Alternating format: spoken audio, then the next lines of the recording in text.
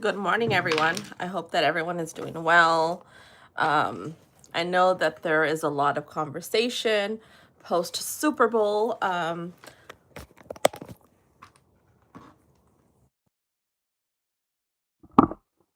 that's not something that I want to talk about. I want to talk about other things that are important and relevant at this time as well. So I came across this article this morning that I think is really important for us to start really getting into and really talking about. And why do I say this? I say this because a lot of people say that they care about children and that they want what's best for children. And in the last, I'm going to say probably month or weeks, we have seen the Epstein files released.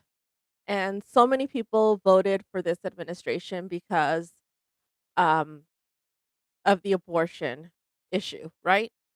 And I'm talking to you pro life people, okay? This is who I'm talking about. And I know that plenty of people only care about white children and they don't care about black or brown children.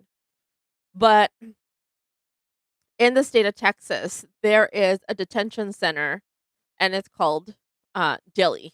And there was an article that I ran into this morning that said the children of Dilley.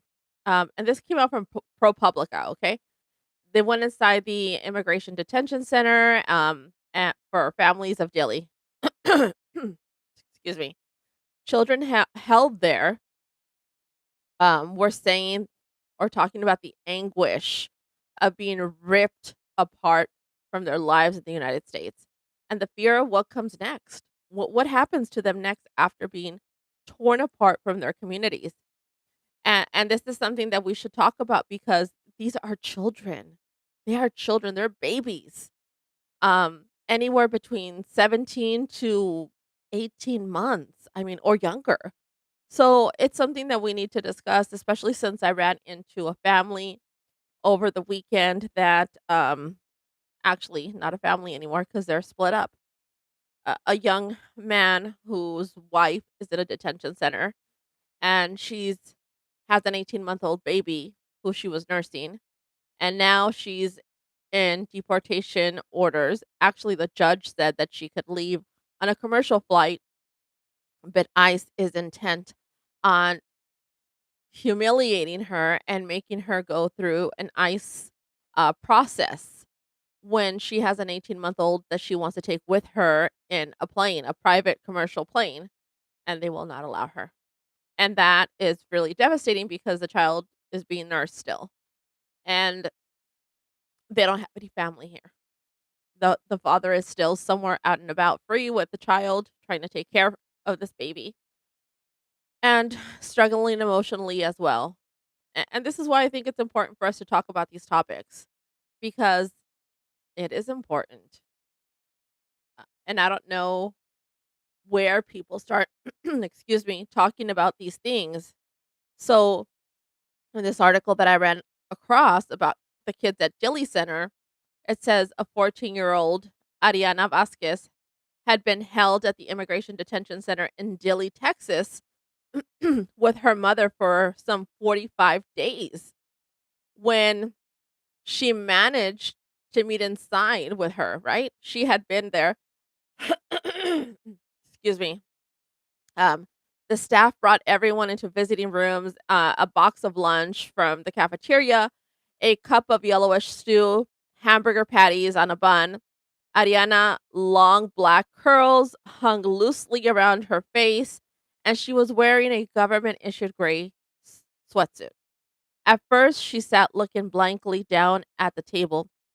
She poked at her food with a plastic fork, and she let her mother do most of the talking.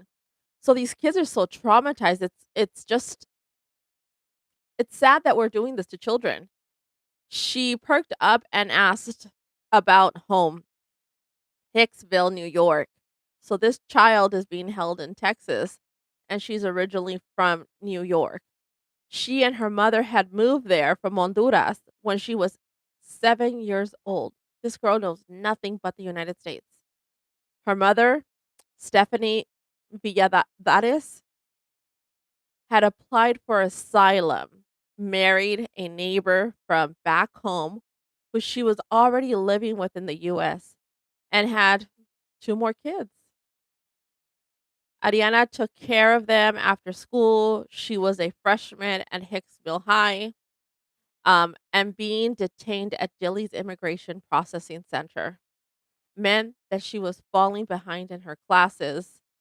She told me how much she missed her favorite sign language teacher, but most of all, she missed her siblings. That's really sad. Like, here we are as people, right? Saying that we love children and that we want to be there for them, but yet we're having them in detention centers. Happy birthday, Hamdax. Happy birthday. Happy birthday, Nathan. Sorry about that. Happy birthday, Nathan. Um, so it continues on to say, I had previously met with them in Hicksville. Gianna, the toddler who everyone calls Gigi, and Jacob, a kindergartner with wide brown eyes. I told Ariana that they missed her too. Jacob had shown me a security camera that their mom had installed in their kitchen so that she could peek in on them from her job, sometimes saying hello through a speaker. I told Ariana that Jacob tried talking to the camera, hoping his mom would answer. So he's hoping his mom would answer with those security cameras. But obviously his mom is not going to answer, right? Because she's in a detention center and her daughter is as well, the young high school student who's been here since she was 7 years old. Um Stephanie burst into tears. So did Ariana after my visit. Ariana wrote me a letter. So she wrote obviously the journalist a letter about this experience, and it says the following. My younger siblings haven't been able to see their mom in more than a month, she wrote. They are very young, and you need both of your parents when you are growing up. Then, referring to Dilley, this Dilley is the Dilley Detention Center. Since I got to this center, all you will feel is sadness and mostly depression. Dilley runs by private prison firms Core Civic. It is located some 72 miles south of San Antonio and nearly 2,000 miles away from Ariana's home. It is sprawling collection of trailers, dormitories, almost the same color as the dust in the landscape surrounded by tall fences. It first opened during Obama's administration to hold an influx of families crossing the border. Former President Joe Biden stopped holding families there in 2021, arguing America shouldn't be in the business of detaining children. But we are all of a sudden. This is what we're doing all over again is detaining children. The the country and the group in control are the Republicans, as we know. The Republican Party is all about saving the children. How are we saving the children? Can somebody please tell me how we are saving the children? But quickly after returning to office, President Donald J. Trump resumed family detention.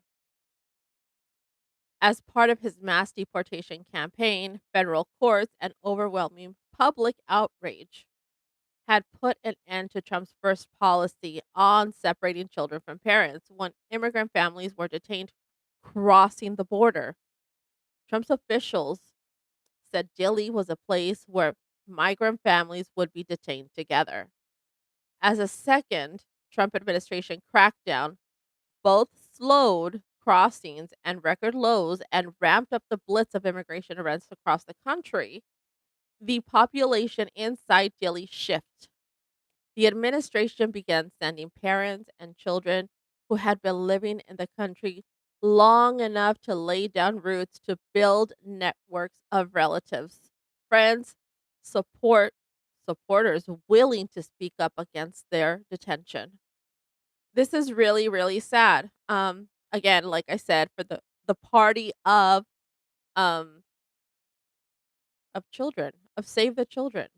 We're watching so many atrocities happening to children right now and reading about the atrocities that have happened to children.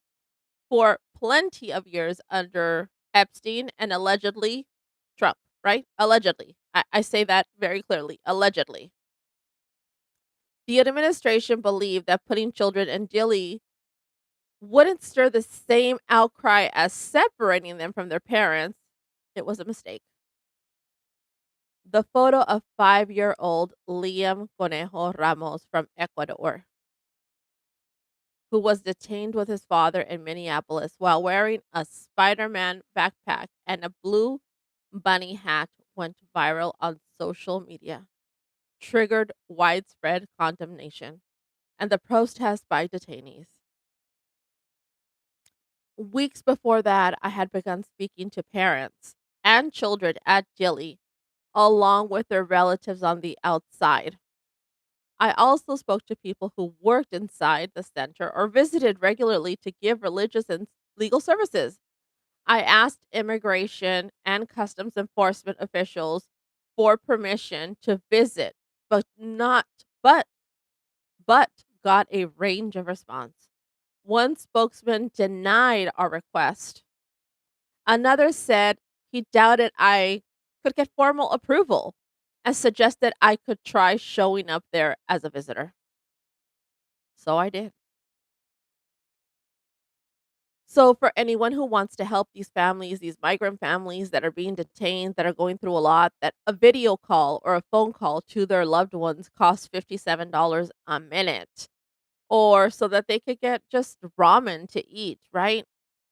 There are organizations where you can donate for their commissary, and they will provide this money spread out to different individuals so that they can have something to eat that's consumable. Let's just say it that way, consumable.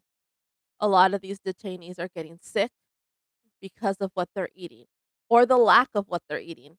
Because remember, this is a private prison system led by CORE, and they're in the business of making money and not losing money. And losing money means feeding people. Since early December, I've spoken in person and via phone and video calls to more than 2 dozen detainees, half of them kids detained at Dili, all whose parents gave their consent. I asked parents whether their children would be open to writing to me about their experiences. More than 3 dozen kids responded. Some just drew pictures, others wrote in perfect cursive. Some letters were full of age appropriate misspelling. Among them was a letter from a 9-year-old from Venezuela, a girl whose name is Suje Fernandez, who had been living in Houston when she and her mother were detained. I have been I have been 50 days in Dili Immigration Processing Center. She wrote, seeing how people like me, immigrants, are being treated changes my perspective about the US. My mom and I came to the US looking for a good and safe place to live. Remember, the party of children is treating children like this.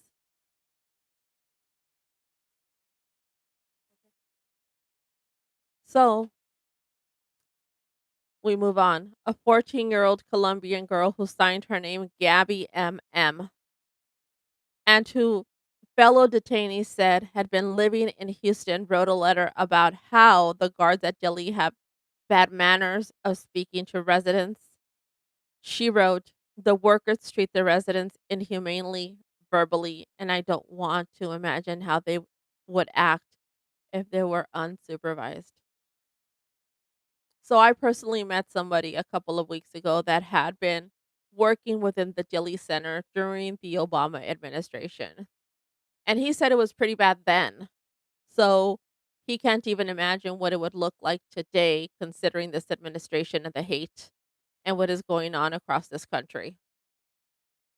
We need to bring light to the children that are being detained at this particular center, and we need to bring light that this needs to be closed down, and that perhaps these children should have the opportunity to be here if they obviously they've been here all of their life. Why is it that we're doing this? I volunteered at Dilly Detention Center for a week. It was a horrific and sad experience.